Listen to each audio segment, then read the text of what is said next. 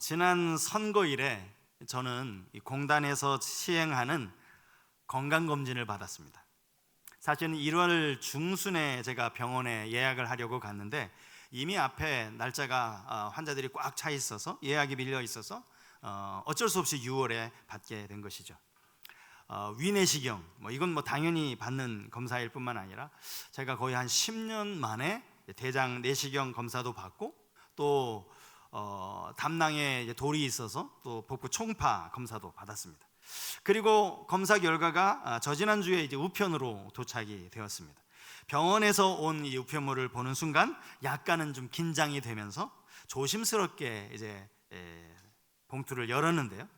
서너 장의 종이와 함께 여기 검사 수치, 또 이것이 정상인지 아닌지 이런 것들이 쭉 기록이 되어져 있었습니다. 그런데요, 아무리 찾아봐도 대장 내시경 검사 결과라든지 복부 초음파 검사 결과에 대해서는 아무런 결과지가 없는 겁니다. 이건 추가 검사라서 우편물도 별도로 오나 싶어서 2, 3일을 더 기다렸어요. 그런데도 우편물이 오지 않아서 제가 병원에 전화를 걸었습니다. 건강검진을 받으면서 제가 이런 검사들을 추가로 받았는데 그에 대한 결과지는 못 받았다라고 했더니 병원에서 하는 이야기는 아주 간단했습니다. 선생님, 혹시 검사 당일에 의사 선생님 만나서서 아무 이야기 듣지 못하셨냐고 그렇게 묻는 것이었어요. 그때 잠깐 만나서 담석 사이즈가 몇 cm 되더라, 다행히 용종은 없는 것 같더라, 이런 이야기를 하신 것 같습니다. 그랬더니 그게 검사 결과라는 겁니다. 그 외에 특별한 문제가 될 부분이 없으면 따로 검사지를 만들어서 보내지도 않고 선생님께 전화를 하는 일도 없다라는 겁니다. 처음에는 좀 이런 생각을 했습니다. 제가 사실 정말 궁금했던 것이 이 대장 내시경 검사고 또 복부 초음파 검사, 이런 것들을 일부러 추가 비용까지 내면서 받았는데 너무 그 대답이 좀 뭐랄까요, 아주 대충 하는 것 같은 그런 느낌이 들었습니다. 이게 공단에서 하는 무료 검진이라 그런가? 이런 생각도 들었어요. 제가 전에 교회에서는 이제 같은 병원이에요. 같은 병원. 종합권지를 받았었거든요. 그때는 의사 선생님을 만나서 꼼꼼히 이제 설명을 들었던 기억이 어렴풋이 나는 것 같았습니다. 약간 좀 마음이 상해지던 찰나였는데 그때 이런 생각이 들었어요. 병원에서 갑자기 전화가 와서 선생님, 이번에 초음파 결과를 보니까 뭔가 장에 심각한 문제가 생길 것 같습니다. 빨리 병원에 오셔서 다시 정밀 검사를 받으셔야 되겠습니다. 이런 연락을 받지 않은 것에 대해서 선생님의 검사 결과를 일일이 하나하나 설명할 필요가 없이 그냥 다 괜찮으니 설명한 검사지가 필요 없다라는 이 사실이 한편으로 생각하면 얼마나 감사한 일이에요. 근데 제가 이걸 감사로 깨닫지 못하고 있더라는 거죠. 이건 병원 측에 내가 기분 나빠할 일이 아니라 오히려 그렇게 굳이 설명할 필요 없을 만큼 내 몸이 아직 특별히 문제가 없는 것이구나, 감사한 일이었습니다. 여러분, 신앙생활을 하면서도 이와 비슷한 문제가 얼마든지 있을 수 있습니다. 때로는 나는 나름대로 하나님을 열심히 섬기는데 하나님은 내게 너무 대충 대하시는 것 같은 그런 느낌이 들 때가 있다는 거죠. 그러면서 정작 그 안에서 하나님께 감사할 일들을 찾지 못할 때가 있더라는 거예요. 오늘 본문에 등장하는 이 요셉 자손이 바로 그러한 사람들이었습니다. 여호수아 13장부터는요, 이제 가나안 정복 전쟁을 마치고 각 지파별로 제비를 뽑아서 땅을 분배하는 그런 내용이 기록되어져 있습니다. 그 중에서도 17장은 므낫세 지파가 제비 뽑은 내용이 기록되어져 있고요, 오늘 우리가 읽은 이 14절 말씀부터는 므낫세 지파가 속한 요셉 자손 사람들이 여호수아를 찾아와서 제비 뽑은 것에 대해서 여호수아에게 이의를 제기하는 그런 장면이 기록이 되어져 있습니다. 먼저 본문 18절 말씀을 보시면 여호수아가 요셉 자손 곧 에브라임과 므낫세 지파 사람들에게 했던 아주 유명한 말이 나옵니다. 그 산지도 내 것이 되리니 비록 삼림이라도 내가 개척하라, 이 말씀이죠. 네가 개척하라. 이 구절을 보면서 자연스럽게 떠오르는 한 사람이 있는데, 그는 바로 여호수아와 동시대 사람, 여호수아와 함께 믿음의 보고를 했던 여분나의 아들 갈렙 아닙니까? 여호수아 14장 12절에 보면 갈렙이 여호수아에게 이렇게 이야기합니다. 그날에 여호와께서 말씀하신 이 산지를 지금 내게 주소서. 당신도 그날에 들으셨거니와 그곳에는 아낙 사람이 있고 그 성읍들은 크고 견고할지라도 여호와께서 나와 함께 하시면 내가 여호와께서 말씀하신 대로 그들을 쫓아내리이다 하니. 이때가 언제인고 하면 유다 지파에게 제비 뽑아서 기업이 분배되어지던 때니까 시기는 얼추 비슷한 시기입니다. 당시 갈렙의 나이는 85세였습니다. 그가 40살이 되었을 때 가나안 땅을 정탐하였고 그 이후로 45년이 지난 셈이었죠. 이 산지를 지금 내게 주소서. 갈렙이 말하는 이 산지는 바로 헤브론 산지입니다. 오늘 읽은 본문에도 산지라는 단어가 나와요. 그 산지도 내 것이 되리니. 18절에 나오는 산지는 브리스 족속과 르바임 족속이 살고 있는 산지입니다. 똑같이 산지를 배경으로 하는 말씀이어서 서로 비슷한 내용인 것 같지만 사실은 완전히 다른 내용을 담고 있습니다. 갈렙은 헤브론 산지를 자기에게 달라고 요청한 것입니다. 내게 주시면 내가 올라가서 저 아낙 사람들을 쫓아내겠다, 이렇게 이야기한 것이죠. 반면에 요셉 자손은 자기들은 산지에 못 올라가겠다고, 우린 이 산지 못 올라간다라고 그렇게 이야기했던 사람들입니다. 그때 여호수아가 그들에게 다시 한번 권면하면서 이 산지가 너희의 것이 될 것이니까 올라가라고, 제발 좀 올라가라고, 이렇게 다시 한번 권면하는 내용을 담고 있습니다. 저는 오늘 이 본문에 등장하는 이 요셉 자손의 모습을 보면서 우리에게 주시는 교훈을 두 가지로만 함께 생각해 보려고 합니다. 그 첫 번째는 불평하기보다 감사의 제목을 찾으라라는 것입니다. 불평하기보다 감사의 제목을 찾으라. 본문의 요셉 자손들은 여호수아를 찾아와서 자기들이 받은 기업에 대해서 불평을 늘어놓기 시작했습니다. 14절 말씀을 다시 한번 보겠습니다.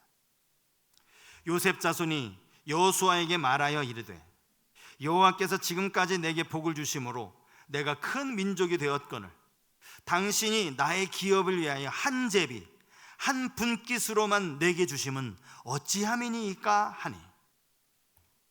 이들의 불평이 무엇입니까? 우리는 이렇게 큰 민족이 되었는데 왜 당신은 우리에게 한 분깃밖에 안 줍니까? 왜 한 번밖에 제비 뽑지 않습니까? 그 이야기를 하는 거예요. 큰 민족이 되었으니까 기업도 더 많이 주어야 하고, 우리가 에브라임과 므낫세 두 지파이니까 우리가 제비를 2번 뽑아야 되는 것 아닙니까? 이렇게 불평을 한 것이죠. 실제로 여호수아 16장 말씀에 보면 여기에 요셉 자손이 제비를 뽑았다, 이렇게 기록을 하고 있어요. 요셉 자손이라고 되어 있어요. 요셉은 지파라고 부르지 않습니다. 요셉은 자손이라고 부르고, 지파는 누구가 지파냐 하면 요셉의 두 아들 에브라임과 므낫세를 우리가 지파라고 부르죠. 그렇게 해서 이스라엘 12지파가 된 것 아닙니까? 두 지파라면 당연히 제비도 2번 뽑는 게 맞다라고 생각할 수 있습니다. 한 번 제비를 뽑았다는 것, 한 분께만 받았다는 것은 분명히 이들이 불평하다라고 불평할 만한 일이었습니다. 그런데 여러분, 이들이 간과하고 있는 게 있습니다. 그것은 므낫세 지파 절반이 이미 요단 동편에서 기업을 받았다라는 사실이죠. 요단 동편의 땅이 얼마나 좋았던지 저희들은 요단강을 건너가지 않고 그냥 이곳에서 기업을 받기 원합니다. 그렇게 모세에게 간청을 했고 모세가 그것을 허락해 준 것입니다. 그러므로 지금 요단강에 들어와서 기업을 받는 이 므낫세 지파는 엄밀하게 말하면 므낫세 지파의 절반이라고 해야 맞습니다. 여기서도 므낫세 지파가 다른 지파들과 똑같이 제비를 뽑아서 한 기업을 받는다면 이것이야말로 불공평한 제비가 되는 거죠. 왜냐하면 그 절반은 이미 요단 동편에 기업을 받았기 때문입니다. 므낫세 지파의 인구수가 많았다라고 말하지만 이미 그의 절반은 요단 동편에 기업을 받았으니까 여기 남아있는 므낫세 반지파는 숫자가 절반이에요. 그 므낫세 지파와 에브라임 지파를 다 합쳐봐야 총 인구수가 6만 명이 채 되지 않습니다. 근데 여러분, 이들에 비해서 단 지파라든지 이사갈 지파라든지 이들의 숫자는 한 지파당 6만 4천 명이 넘습니다. 한 분깃만 차지했다고 불평할 일이 아니라는 겁니다. 이것은 그들의 거만함이고 그들의 탐욕이라고 말할 수 있습니다. 더군다나 다른 지파에 비해서 자기들이 우월하다고 하는 이런 우월의식에 빠져있는 모습이죠. 여러분, 여기서 한 분깃으로 부족하다는 말, 이 말이 무슨 말입니까? 지금 9지파 반이 이곳에서 분깃을 받는데 분깃 하나를 더 받겠다는 거 아니에요. 다른 지파가 받을 분깃을 자기가 받겠다는 것, 그것 아닙니까? 빼앗겠다라는 것이죠. 사실 이들은 불평할 것이 아니라 하나님께 감사할 일이 훨씬 더 많은 사람들입니다. 여러분, 그 이유가 뭐죠? 이미 앞에서도 말씀드렸지만 에브라임, 므낫세, 이 두 사람은 이스라엘 12지파 안에 들어올 수도 없는 사람들이기 때문입니다. 원래대로 한다면 이 12지파 안에 누가 있어야 돼요? 요셉 지파가 있어야 돼요. 그런데 야곱이 장자의 권한을 르벤이 아니라 이 요셉에게 물려주면서 요셉이 다른 형제들보다 2배의 기업을 받은 거예요. 그래서 그 기업을 두 아들이 나눠 가진 것이죠. 그래서 12지파 안에 들어오게 된 겁니다. 아시는 것처럼 레위 지파는 일찍이 기업을 받는 데서 제외가 되었죠. 그래서 에브라임, 므낫세까지 다 합쳐서 12지파가 되는 거예요. 에브라임과 므낫세는 요셉의 두 아들이라고 말씀을 드렸어요. 야곱에게는 이들이 내 아들이 아니라 내 손자인 셈입니다. 그런데 창세기 48장 5절 말씀에 보면 야곱이 요셉에게 이렇게 말하는 장면이 나옵니다. 창세기 48장 5절 말씀. 내가 애굽으로 와서 내게 이르기 전에 애굽에서 내가 낳은 두 아들 에브라임과 므낫세는 내 것이라. 르벤과 시므온처럼 내 것이 될 것이요.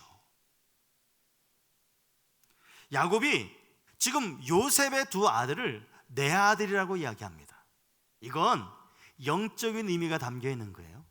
그들도 내 아들로 삼겠다라는 것이죠. 르벤처럼 시므온처럼 그들도 내 아들 12지파 안에 들어가도록 하겠다라는 그 말입니다. 그러니 이들은 사실은 자기 큰아버지, 자기 삼촌들과 함께 동등하게 지파를 구성하게 되었으니 여러분, 이게 얼마나 감사한 일입니까? 게다가 이 요셉 자손은 말하기를 자기들이 받은 땅이 너무 좁고 또 뭐 쓸모없는 땅인 것처럼 그렇게 이야기하지만 성경학자들 말에 의하면 여기 이들이 분배받은 그 땅은요, 다른 지파가 분배받은 땅보다 훨씬 좋은 땅이고 훨씬 넓은 땅이었다라고 그렇게 말하고 있어요. 그러니 이들은 지금 하나에서부터 10까지 온통 불평을 늘어놓고 있지만 사실은 그것 하나하나가 다 하나님께 감사한 일이었다라는 사실입니다. 여러분, 우리가 기억해야 할 게 있어요. 세상에서요, 불평하기로 마음 먹잖아요. 그러면 온통 불평할 것 투성이입니다. 모든 게 마음에 안 들죠. 눈에 보이는 것마다 다 틀리고 다 잘못됐고, 이건 이래서 문제고 저건 저래서 문제고, 교회는 왜 이렇고 우리 가족은 왜 이렇고. 하지만 우리가 감사하기로 마음 먹으면 모든 것이 감사할 제목이에요. 제가 지금 단순히 여러분 마음을 그렇게 먹으라고 말씀을 드리는 게 아니에요. 실제 우리의 삶을 들여다보면 얼마나 감사한 일들이 많은지 몰라요. 다만 우리 안에 좀 더 가지고 싶은 욕심, 좀 더 누리고 싶은 이런 마음만 없다면 우리는 얼마든지 감사할 수 있다는 사실이죠. 갈수록 이 사회 전체가 감사를 잃어버리고 살아가는 것 같습니다. 우리도 수시로 이 요셉 자손과 같은 모습이 우리 안에 들어올 때가 많이 있어요. 자꾸 입술로 불평이 나오게 되는 것이죠. 그 이유는 갈수록 세상이 자기밖에 모르는 이기적인 그런 세상이 되어버렸기 때문입니다. 성도는 그때마다 지금까지 내게 베풀어 주신 은혜를 기억하고 하나님께 감사의 고백을 드려야 할 줄 믿습니다. 감사는 내 스스로의 결단에서부터 출발한다는 것, 이거를 잊어서는 안 됩니다. 그런가 하면 오늘 본문에서 우리가 또 하나 생각해 볼 것은 하나님을 의지함으로 스스로 개척하라는 것입니다. 하나님을 의지함으로 스스로 개척하라. 자, 본문 15절 말씀을 보시겠습니다. 여호수아가 그들에게 이르되 내가 큰 민족이 되므로 에브라임 산지가 내게 너무 좁을진대 브리스 족속과 르바임 족속의 땅 삼림에 올라가서 스스로 개척하라 하니라. 여러분, 여호수아가 어느 지파 사람인지 혹시 아십니까? 여호수아는 에브라임 지파 사람이에요. 그러니까 여호수아도 사실은 요셉의 자손이에요. 므낫세 지파 사람들이 이 여호수아를 찾아와서 막 불평을 했을 때 마음 한켠에는 우리 같은 요셉의 이 후손이니까 우리 편을 들어주리라 이런 기대를 했을지도 모르겠어요. 하지만 여호수아는 그렇게 하지 않았습니다. 일단 그는 요셉 자손의 불평에 대해서 책망하지 않습니다. 오히려 그들의 말을 인정해 줍니다. 내가 봐도 너희는 정말 큰 민족이 되었다라고 이야기합니다. 너희가 말하는 것처럼 에브라임 산지는 너희들 살기에 정말 좁을 수 있겠다라고 이야기를 합니다. 그러면서 그렇다면 브리스 족속과 저 르바임 족속의 땅, 비록 삼림이지만 올라가서 스스로 개척하라고 이렇게 이야기를 한 것이죠. 이 말이 끝나자마자 요셉 자손의 두 번째 불평이 이어집니다. 그것이 삼림지대라는 겁니다. 그 산지로는 부족하다라는 것이죠. 그것뿐만 아닙니다. 그 땅에 거주하는 사람들이 모두가 다 철병거를 가지고 있다라고 이야기합니다. 우리는 고작해야 청동기 무기를 가지고 싸워야 하는데 저들은 이미 철제 무기를 가지고 있었다라는 거예요. 여러분, 청동기 무기하고 철제 무기는요 완전히 차원이 다른 거예요. 그들이 이렇게 말하면서 하고 싶은 이야기가 뭐예요? 우리는 스스로 개척할 수 없다라는 말이죠. 우리는 못한다는 말입니다. 지금 요셉 자손은 철병거 가진 사람들을 두려워하고 있습니다. 그들이 두려움을 보면서 어쩌면 여호수아가 불현듯 45년 전 가데스 바네아 사건을 떠올렸을지도 모르겠습니다. 그때도 10명의 정탐꾼들이 가나안 땅에 대해서 보고를 하였을 때 모두가 다 두려워했다라고 기록하고 있기 때문이죠. 저들은 우리 밥이야. 하나님이 우리와 함께 하시면 우리는 얼마든지 이 땅을 차지할 수 있어. 하나님이 우리가 이 땅을 우리에게 주실 거야. 자, 올라가자. 여호수아와 갈렙이 이렇게 말했다가 하마터면 돌에 맞아 죽을 뻔했습니다. 여호수아는 다시 한번 힘을 주어서 똑같은 말을 반복합니다. 삼림이지만 개척하라는 겁니다. 철병거를 가졌더라도 가서 쫓아내라는 겁니다. 언뜻 들으면 앞뒤가 맞지 않는 말처럼 들립니다. 요셉 자손이 지금 못한다고 말하는 이유가 이 두 가지 이유 때문 아닙니까? 삼림이라서 어렵고 산지라서 어렵고 저들이 철병거를 가지고 있어서 어렵다라고 이야기했는데 여호수아가 똑같은 말을 반복하는 거예요. 삼림이지만 개척하고 철병거를 가졌지만 가서 쫓아내라는 거예요. 그런데 여러분, 여기에는 아주 중요한 의미가 생략되어 있어요. 그것이 무엇입니까? 하나님이 너희를 도우실 것이라는 말씀이죠. 여호와 하나님이 너희와 함께 하실 것이라는 그 말씀입니다. 요셉 자손이 두려워하고 있는 것을 여호수아도 압니다. 그래서 말합니다. 너희가 이렇게 큰 민족이 되게 하신 분이 여호와 하나님 아니시냐고.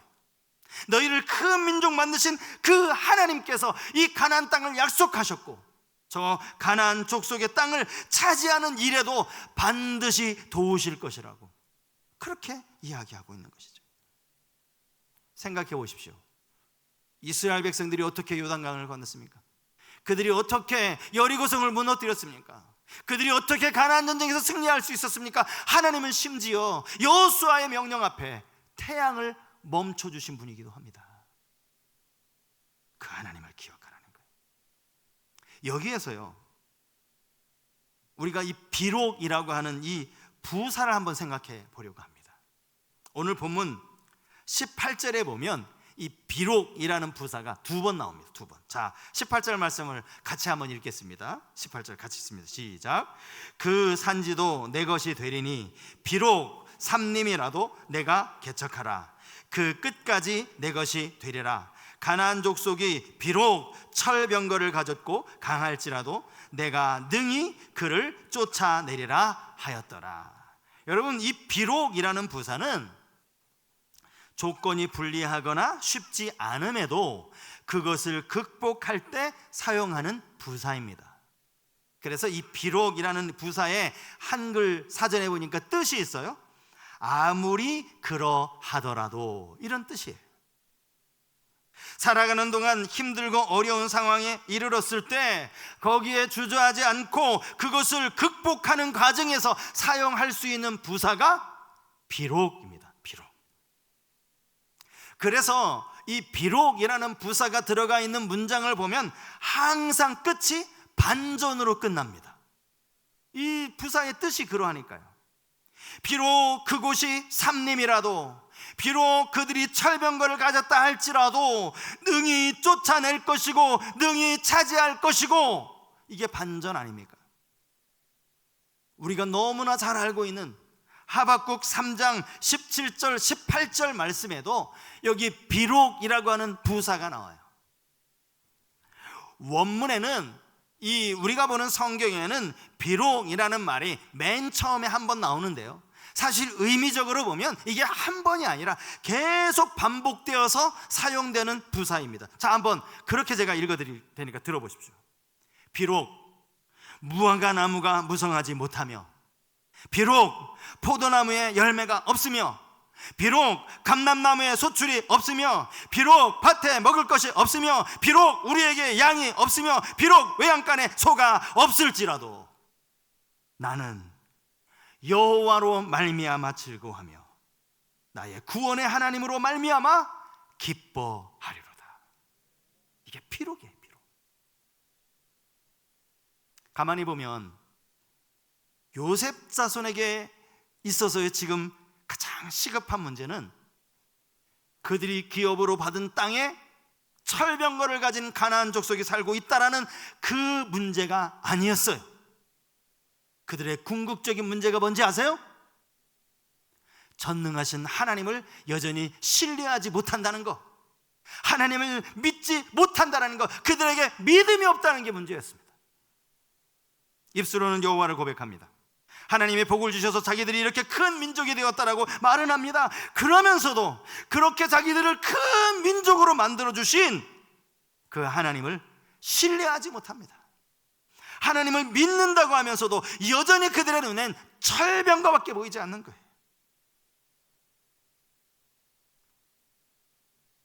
여러분은 세상에 그 누구보다 하나님의 사랑을 입은 하나님의 자녀라는 사실을 믿으십니까? 여러분들의 삶을 우리 아버지 하나님이 지키신다는 사실을 확실히 믿으십니까?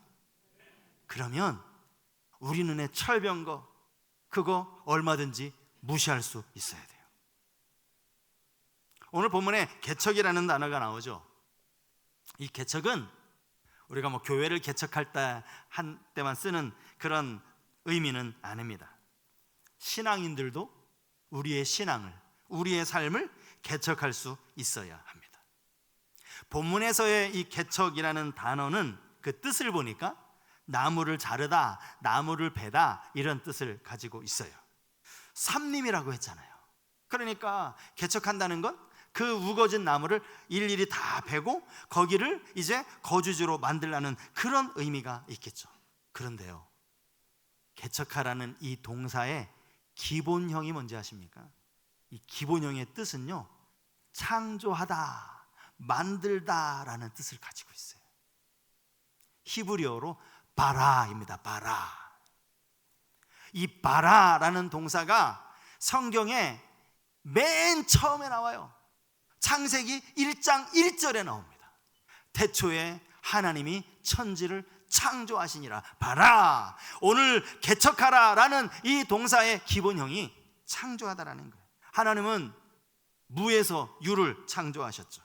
오늘 우리가 개척한다라고 말했을 때 무에서 유를 창조해내라 그런 뜻은 아닐 겁니다. 하지만 똑같은 동사가 사용된 것은 우리가 그만큼 우리의 상황을 넘어서는 이 개척 정신이 그만큼 중요하다는 뜻 아닙니까?